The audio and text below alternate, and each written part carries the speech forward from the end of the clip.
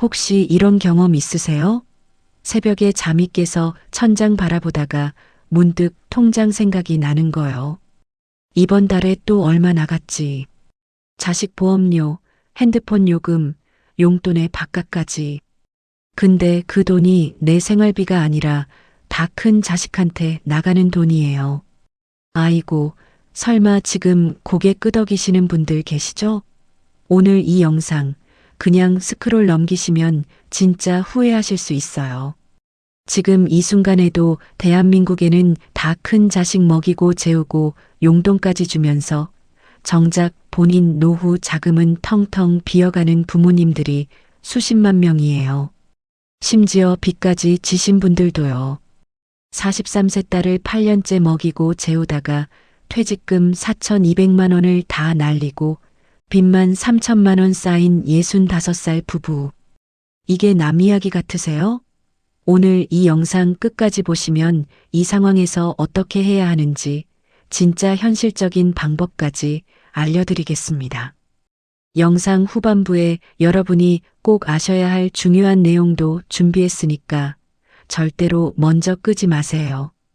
혹시 이 채널 처음 오신 분들, 이런 이야기 앞으로도 계속 함께하고 싶으시다면 구독 버튼 한 번만 눌러주세요. 알림까지 설정해 두시면 이런 영상 올라올 때마다 제일 먼저 만나실 수 있습니다. 진심으로 감사드려요. 자, 이제 시작할게요. 경기도 용인에 사시는 최 씨 부부 이야기부터 할게요. 남편 최 씨는 올해 69, 아내는 66이에요. 둘 다 건강은 그런대로 괜찮고 남편은 20여 년을 다닌 중소기업에서 6년 전에 정년퇴직을 했습니다. 퇴직금이 4,200만 원이 나왔어요. 적다면 적고 많다면 많은 돈인데 이 돈이 지금 얼마나 남아있는 줄 아세요? 300만 원이 남았어요. 2년 만에 4,200만 원 중에 3,900만 원이 사라진 거예요. 어디로 갔느냐고요? 딸 때문에 나간 거예요. 43세, 아직 결혼 못한 딸. 최 씨 부부 딸 이름은 민정이라고 해요. 민정이는 원래 서울에서 자취를 했어요. 20대 후반에 작은 광고 회사에 다녔는데 그때는 그래도 월세 내고 자기 생활을 했거든요. 월급이 270만 원 정도였는데 월세 55만 원 내고 밥값 내고 교통비 내고 나면 별로 안 남긴 했지만 그래도 혼자 살았어요. 근데 35살에 회사가 갑자기 문을 닫았어요. 경영난 때문에 갑자기 폐업 통보가 왔고 직원들 퇴직금도 일부 제대로 못 받은 채로 일자리를 잃었어요. 그때부터 민정이가 잠깐만 있다가 다시 일자리 구하면 나갈게요 하고 부모님 집으로 들어온 거예요. 잠깐이 어느새 8년이 됐어요. 처음 1년은 그래도 최 씨 부부가 별말을 안 했어요. 딸이 이력서 넣고 있다고 하고 면접 다닌다고 하고 그랬으니까요. 뭐 곧 나가겠지 했는데 1년이 지나도 2년이 지나도 취업이 안 됐어요. 나이가 문제가 된 거예요. 36, 37, 광고 쪽은 워낙 경력직 위주로 뽑는데 경력은 있는데 나이가 걸린다고 면접에서 번번이 탈락했어요. 그 사이에 코로나가 터지면서 채용 공고 자체가 줄어들었고요. 민정이도 얼마나 속이 탔겠어요. 근데 집에서 나가는 돈은 계속 나가야 하잖아요.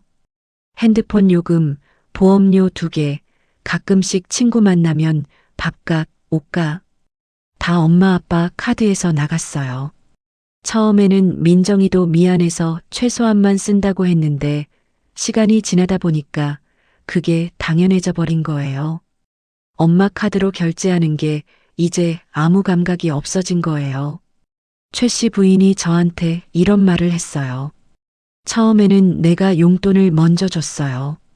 딸이 손 벌리기 민망해할 것 같아서 내가 먼저 줬거든요. 근데 그게 몇 년 이어지다 보니까 딸이 이제는 그냥 달라고 해요. 엄마, 이번 달 용돈은? 하고.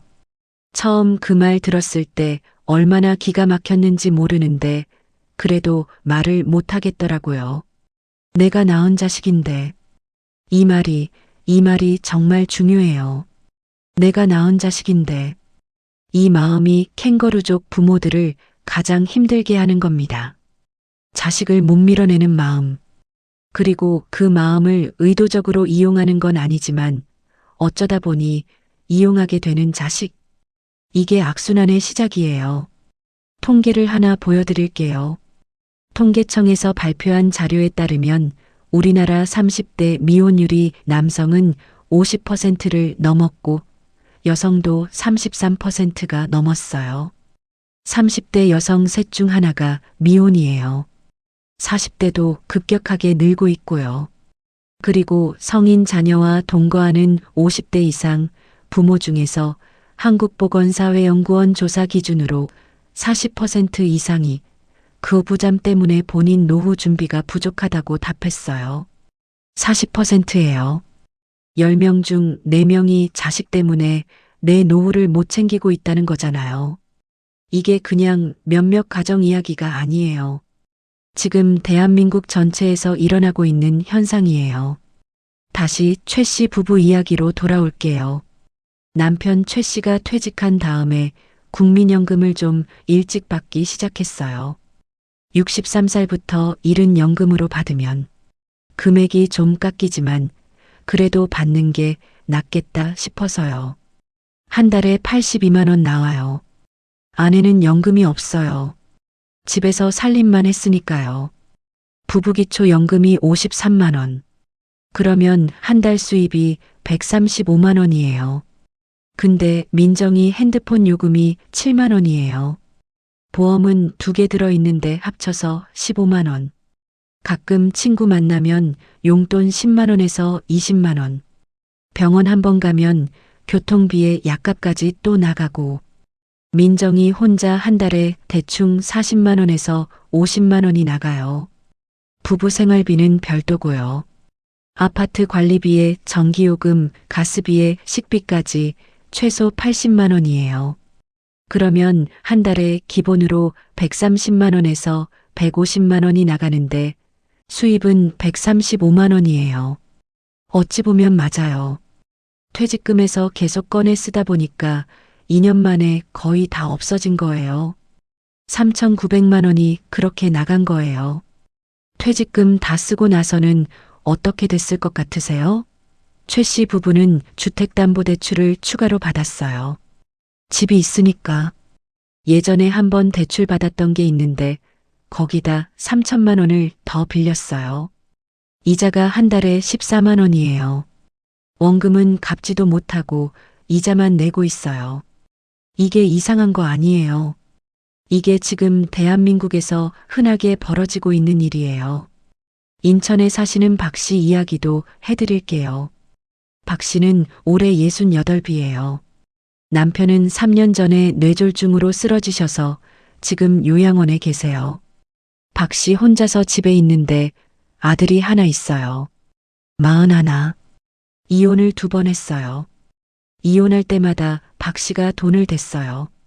첫 번째 이혼 때 합의금으로 5천만 원, 두 번째 이혼 때 또 3천만 원. 그리고 아들이 이혼 후에 집이 없어서 엄마 집으로 들어왔어요. 지금 2년째 살고 있어요. 아들은 일용직 일을 해요. 건설 현장에서 막노동을 하는데 수입이 들쑥날쑥이에요. 잘 될 때는 150만 원, 못 될 때는 50만 원도 안 돼요. 그 돈으로 자기 술값, 담배값 쓰고 나면 엄마한테 드리는 돈이 없어요. 오히려 박 씨 국민연금 45만 원으로 두 식구가 먹고 살아요. 거기다 남편 요양원 본인 부담금이 한 달에 40만 원이에요. 수입 45만 원에 지출 40만 원이면 밥값도 제대로 안 나오는 거잖아요. 돈이 있을 리가 없죠. 박 씨는 지금 동사무소에서 의료급여 혜택을 받고 가끔 복지관에서 반찬을 받아서 버티고 있어요. 박 씨가 이런 말을 했어요. 아들이 나쁜 놈은 아니에요. 나쁜 놈이었으면 차라리 마음이 편했을 텐데. 착한 놈인데 능력이 없어요. 그게 더 힘들어요. 미워할 수가 없잖아요. 이 말 들으셨어요? 착한 놈인데 능력이 없어요. 그게 더 힘들어요. 이 말이 캥거루족 부모들의 딜레마를 그대로 보여줘요. 자식이 나쁘면 미워라도 하면서 내보낼 텐데 착하고 불쌍하면 못 내보내잖아요. 이게 핵심이에요. 서울 마포에 계시는 김씨 할머니 이야기도 들어보세요. 올해 72이에요. 남편은 10년 전에 돌아가셨어요. 딸이 둘인데 큰딸은 결혼해서 잘 살고 있고 작은 딸이 문제예요. 46살. 대학원까지 나왔어요. 근데 전공이 인문학 쪽이라서 취업이 안 됐어요. 문헌학을 전공했는데 그게 딱 맞는 일자리가 거의 없는 거예요. 대학에서 시간 강사 생활을 하다가 그것도 수입이 너무 불안정해서 접었어요. 지금은 집에서 프리랜서 번역 일을 하는데 한 달에 버는 돈이 많을 때 70만 원, 적을 때 20만 원 안팎이에요. 이 수입으로는 독립이 불가능해요. 서울 아파트 월세가 최소 50만 원에서 80만 원인데 거기다 생활비까지 내면 수입이 항상 부족하죠. 김씨 할머니는 지금 작은 빌라에서 방 하나를 세놓고 있어요. 오래된 빌라 방 하나에서 45만 원 받아요. 거기다 남편 유종연금으로 40만 원 나와요. 한 달 수입이 85만 원이에요. 이 돈으로 두 식구 생활비에, 딸 보험료에, 딸 핸드폰 요금에 매달 적자예요. 부족한 돈은 남편이 남긴 적금을 조금씩 깨서 쓰고 있는데 그것도 이제 얼마 안 남았어요. 3년 뒤면 바닥난다고 하셨어요. 3년 뒤에 어떻게 할지 생각하면 무섭다고 김씨 할머니가 이런 말씀을 하셨어요. 딸이 나가줬으면 좋겠어요. 근데 딸한테 나가라는 말을 어떻게 해요? 딸이 아픈 것도 아니고 게으른 것도 아니고 일을 하려고 노력은 하는데 그게 안 되는 거잖아요. 내가 나가라고 해서 나갔다가 굶으면 어떡해요? 그게 무서워서 말을 못 하겠어요. 여러분, 이 말 잘 들어보세요. 딸이 굶으면 어떡하냐고요. 딸은 46이에요. 46세 어른을 굶을까봐 걱정하는 72살 어머니. 이게 지금 대한민국의 현실이에요. 자, 이쯤에서 왜 이런 일이 생기는지 제대로 한번 짚어볼게요. 첫째는 취업시장 문제예요. 요즘 대한민국 취업시장이 얼마나 빡빡한지 아시죠? 대기업은 신입 거의 안 뽑아요. 수시 채용 위주로 바뀌면서 공채 시험 자체가 많이 없어졌어요. 중소기업은 임금이나 복지 조건 때문에 취업하기 꺼리고 그러다 보니 20대 중후반부터 취업이 안 되는 청년들이 많은 거예요. 처음에는 잠깐 집에서 쉬는 거였는데 그게 2년 3년 되고 그 사이에 나이가 먹으면 이제 더 취업하기 어려워져요. 30대 후반에 경력직으로 취업하려면 그에 맞는 경력이 있어야 하는데 쉬었다 오면 그 경력이 없는 거예요. 악순환이에요. 둘째는 집값 문제예요. 서울이나 수도권에서 혼자 독립해서 살려면 월세가 최소 50만 원에서 80만 원이에요. 보증금도 수천만 원이 필요하고요. 부모 집에 있으면 이 비용이 다 공짜잖아요.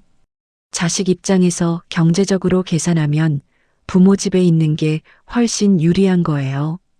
근데 그 유리함은 자식이 누리고 손해는 부모가 고스란히 짊어지는 거잖아요. 셋째는 부모들의 심리 문제예요. 이게 제일 중요한 부분이에요. 50대, 60대 부모님들, 특히 우리 세대는 자식을 위해서라면 내 걸 다 줘도 된다는 마음이 너무 강하게 박혀 있어요. 이게 나쁜 게 아니에요. 그게 부모 마음이니까요. 근데 문제는 그 마음이 지나치게 되면 자식이 독립할 기회를 빼앗는 거예요. 부모가 다 해주니까 자식이 굳이 힘들게 나가서 살 이유를 느끼지 못하는 거예요. 공짜 밥, 공짜 집, 공짜 용돈. 밖에 나가면 이게 다 돈이에요. 근데 집에 있으면 공짜잖아요. 그리고 부모는 그걸 알면서도 말을 못해요. 왜요? 내 자식인데. 나가라고 하면 밥은 먹고 사나, 어디서 자나. 이 걱정이 앞서는 거예요. 그러면서 한 달, 두 달, 1년, 2년. 시간이 가는 거예요. 심리학적으로 보면 이게 학습된 무기력이랑 비슷해요. 처음에는 잠깐이라고 생각했는데 그 잠깐이 길어지면서 이제는 어떻게 해야 할지를 모르게 된 거예요. 변화를 시도하면 갈등이 생기고 갈등이 싫으니까 그냥 현상 유지를 하게 돼요. 그 현상 유지가 부모에게는 계속 돈을 쓰는 거고 자식에게는 계속 거기 있는 거예요. 또 죄책감도 있어요. 내가 자식을 더 잘 키웠다면, 더 좋은 환경을 만들어줬다면 자식이 이렇게 됐을까? 이런 죄책감. 특히 경제적으로 넉넉하지 않았던 가정의 부모님들은 그 죄책감이 더 커요. 내가 대학도 좋은데 못 보내줬고, 뒷배도 없고, 그러니까 자식이 이렇게 힘들다는 생각. 근데 이건 사실이 아닌 경우가 많아요. 좋은 대학 나온 자식도 취업 못하고 부모 집에 있는 경우 얼마든지 있어요. 이건 개인의 능력이나 부모의 잘못이 아니라 구조적인 문제인 경우가 훨씬 많거든요. 그 죄책감이 반드시 맞는 건 아니에요. 이제 캥거루족이 부모에게 미치는 진짜 영향을 이야기해 드릴게요. 돈 문제만이 아니에요. 첫 번째, 부모의 건강이 무너져요. 스트레스를 달고 사니까요. 자식 걱정, 돈 걱정, 이게 잘 해결될까 걱정. 이런 만성 스트레스가 쌓이면 혈압이 올라가고 당뇨가 악화되고 소화도 안 되고 잠도 못 자요. 의학적으로도 만성 스트레스는 면역력을 떨어뜨리고 각종 질환의 원인이 된다는 건 잘 아시잖아요. 자식 걱정하다가 부모가 먼저 아파지는 거예요. 최 씨 부인이 그랬거든요. 작년에 혈압이 갑자기 높아져서 응급실을 갔는데 의사 선생님이 스트레스 조심하라고 했대요. 스트레스 받는 일이 있냐고 물어보시는데 딸 이야기는 차마 못했다고. 민망해서. 그게 더 슬프더라고요. 제가 들었을 때. 두 번째, 부부관계가 나빠져요. 자식 문제를 놓고 부부가 의견이 다른 경우가 많아요. 아버지는 이제 나가야 한다. 어머니는 조금만 더 기다려주자. 또는 반대로 어머니가 더 단호하고 아버지가 우물쭈물하거나. 이런 갈등이 쌓이면 부부 사이에 균열이 생겨요. 자식 때문에 부부가 싸우고 자식 때문에 부부가 멀어지는 거예요. 최 씨 부부도 한동안 많이 다퉜대요. 남편은 이제 딸한테 기한을 줘야 한다고 하고 아내는 딸이 불쌍해서 못 그러겠다고 하고 그러다 결국 남편이 포기했대요. 싸우는 것도 지쳤다고. 근데 그게 해결된 게 아니에요. 남편이 그냥 말을 안 하는 거지. 속에서는 답답함이 계속 쌓이는 거잖아요.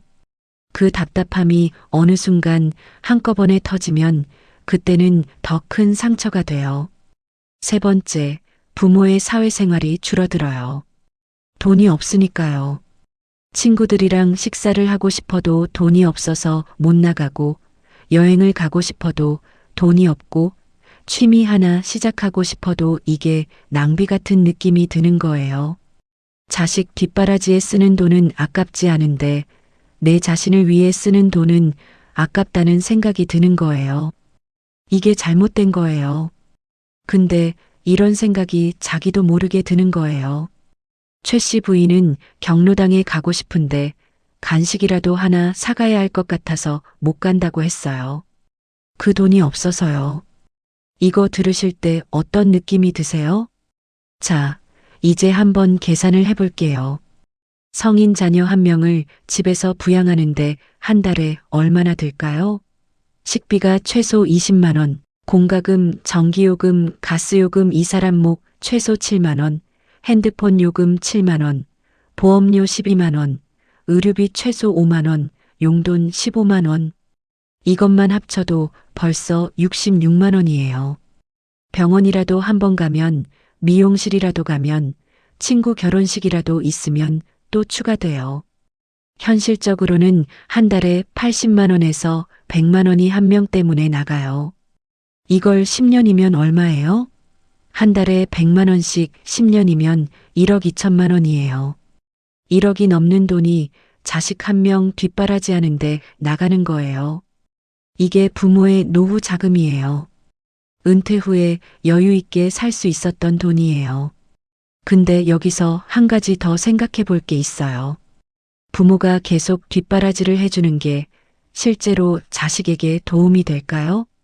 단기적으로는 그렇죠. 자식이 지금 당장 편하니까요. 근데 장기적으로 보면요. 자식이 독립을 못해요. 밖에서 부딪히고 넘어지면서 배우는 게 없으니까 나이만 먹지 내공이 쌓이지 않는 거예요. 40대가 되도록 혼자 뭔가를 해결해 본 경험이 없는 거예요. 전기세 내는 것도, 집 계약하는 것도, 아플 때 혼자 병원 가는 것도 다 부모가 있으니까 안 해봤어요. 그리고 더 무서운 건 이거예요. 부모가 이 세상에 없어지면 그때 이 자식은 어떻게 될까요? 50대 가까이 되어서 혹은 50대에 처음으로 혼자서 세상과 맞닥뜨리게 되는 거예요. 그때는 더 힘들어요. 나이가 있으니까요. 취업도 더 힘들고 새로운 환경에 적응하는 것도 더 힘들고 결국 부모가 자식을 도와줬다고 생각했는데 사실은 자식의 인생을 더 힘들게 만든 게 될 수도 있어요. 이 이야기를 들으시면 좀 마음이 불편하실 수도 있어요. 근데 이게 현실이에요. 그러니까 자식을 위해서도 사실은 독립을 시켜주는 게 맞아요. 지금 당장 불쌍해 보여도. 자, 그러면 실질적으로 어떻게 해야 할까요? 이게 영상 후반부에 드리려고 준비한 중요한 부분이에요.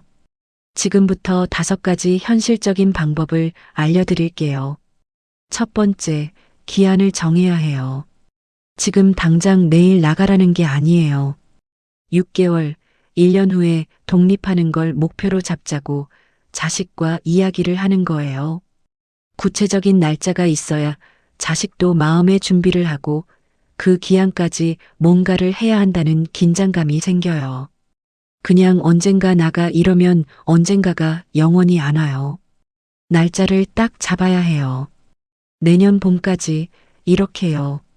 그 날짜에 맞춰서 역방향으로 계획을 세우는 거예요. 지금부터 5개월 안에 뭘 해야 하는지, 3개월 안에 뭘 해야 하는지. 두 번째, 지원 항목을 명확히 해야 해요. 다 해주면 안 돼요. 예를 들어 식비는 내가 내줄게. 근데 핸드폰 요금이랑 용돈은 내가 알아서 해. 이렇게 선을 그어야 해요. 그 안에서 자식이 어떻게든 방법을 찾아요. 다 해주면 찾을 이유가 없잖아요. 선을 긋는 게 냉정한 게 아니에요. 자식이 스스로 움직일 이유를 만들어주는 거예요. 세 번째, 자식이 할 수 있는 일을 같이 찾아줘야 해요. 정규직만 고집하면 안 돼요.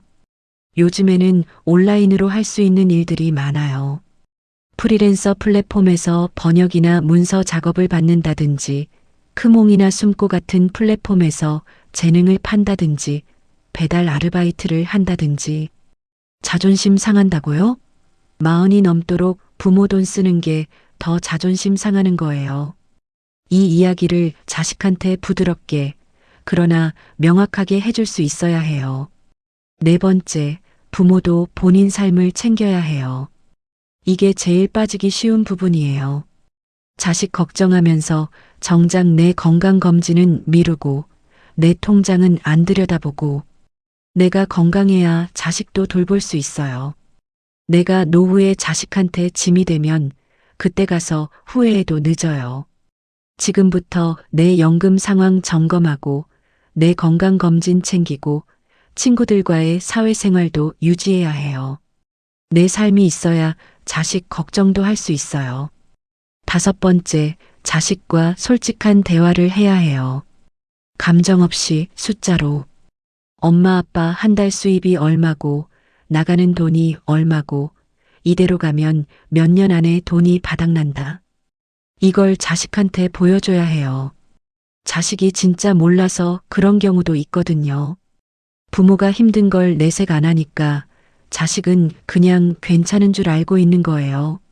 솔직하게 보여주면 자식도 충격을 받고 뭔가 바뀌는 경우가 있어요. 물론 다 그렇지는 않아요. 근데 말하지 않으면 절대 바뀌지 않아요. 최 씨 부부 이야기로 마무리할게요. 최 씨 남편이 결국 지난해 말에 딸 민정이한테 통장을 보여줬어요. 2년 동안 얼마가 나갔는지, 지금 빚이 얼마인지, 앞으로 이대로 가면 어떻게 되는지, 그걸 전부 종이에 적어서 식탁에 펼쳐놓고 딸한테 보여줬어요. 민정이가 그걸 보고 한참 말을 못하더니 엉엉 울었대요. 몰랐대요. 자기 때문에 이렇게 됐는지. 자기가 핸드폰 요금 하나 내는 동안 부모가 퇴직금을 거의 다 쓰고 빚까지 지고 있는 줄 몰랐던 거예요. 그 이후로 민정이가 마음을 바꿨어요. 요리 전문 유튜브 채널을 시작했어요. 수입이 당장은 없어도 꾸준히 올리고 있어요. 그리고 근처 카페에서 파트타임을 시작했어요. 한 달에 70만 원이에요. 그 돈으로 본인 핸드폰 요금이랑 용돈은 스스로 내기 시작했어요. 아직 독립은 못했지만 방향이 바뀌었어요. 최 씨 부부도 숨통이 좀 트였다고 했어요. 그 70만 원이 대단한 게 아닌 것 같아도 그 70만 원이 부모한테는 숨 쉴 공간이 생긴 거예요. 이 변화의 시작이 뭐였냐면요. 숫자를 보여준 거예요. 감정이 아니라 숫자. 그게 민정이 마음을 바꿨어요. 여러분, 지금 이 상황에 계신 분들께 한 가지 더 말씀드리고 싶어요. 여러분 잘못이 아니에요. 자식을 위해 최선을 다한 거잖아요. 그 마음 자체가 잘못된 게 아니에요. 다만 그 방식을 조금 바꿀 필요가 있는 거예요. 끝없이 줄 수는 없어요. 부모도 사람이니까. 부모도 나이 들고 몸이 약해지고 언젠가는 도움이 필요한 날이 와요. 그때를 위해서라도 지금 조금은 단호해질 필요가 있어요. 단호한 게 냉정한 게 아니에요. 자식을 사랑하는 방법 중에 하나예요. 자식을 사랑하는 방법이 뭔가요? 지금 당장 편하게 해주는 것만이 사랑이 아니에요. 조금 힘들어도 혼자서 일어서는 법을 배우게 하는 것, 그게 진짜 사랑이에요. 자식이 지금 당장 서운해할 수 있어요. 근데 10년 후에는 고마워할 거예요. 그리고 부모 여러분도 그 10년 후에 더 건강하고 여유 있게 살 수 있을 거예요. 그게 우리가 원하는 거잖아요. 오늘 이야기 들으시면서 어떠셨어요? 혹시 본인 이야기 같다는 생각 드신 분도 계셨을 거예요. 그런 분들, 오늘부터 딱 한 가지만 해보세요. 자식과 솔직한 대화.